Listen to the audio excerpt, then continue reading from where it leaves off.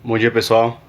Passando aqui para deixar uma passagem da palavra de Deus para você nessa manhã, que está aqui em Mateus capítulo 14, no verso 22 e o verso 23. Diz assim o texto: Logo a seguir, compeliu Jesus aos discípulos a embarcar e passar adiante dele para o outro lado, enquanto ele despedia as multidões. E despedidas as multidões, subiu ao monte a fim de orar sozinho.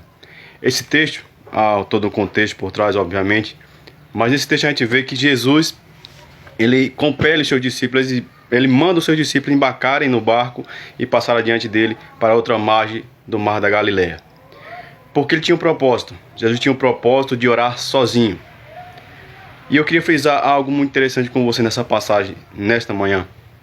Se Jesus, o único ser perfeito que pisou nesta terra, o único ser ao qual a Bíblia relata que não houve dolo algum, ele sentia a necessidade de orar, de estar sozinho com o Pai, de ter momentos de comunhão com o seu Pai, para assim se fortalecer e continuar a sua missão e cumprir o propósito para o qual ele foi designado, para o qual ele foi enviado a esta terra. Se ele tinha esse desejo, eu queria perguntar para você nessa manhã: quanto mais eu e você necessitamos desses momentos de oração, de comunhão com o Pai.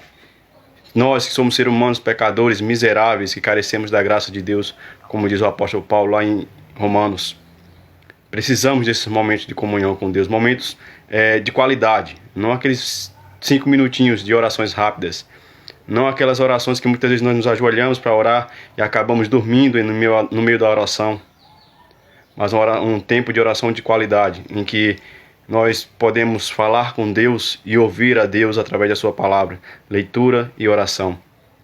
Precisamos urgentemente orar mais, para assim estarmos fortalecidos para cumprir a missão que o Senhor tem nos confiado. Para assim estarmos firmes na caminhada cristã, necessitamos orar mais, nos consagrar mais, buscar mais a presença de Deus, para assim estarmos fortalecidos com o seu poder. Buscar diariamente o batismo com o Espírito Santo, o revestimento de poder do céu.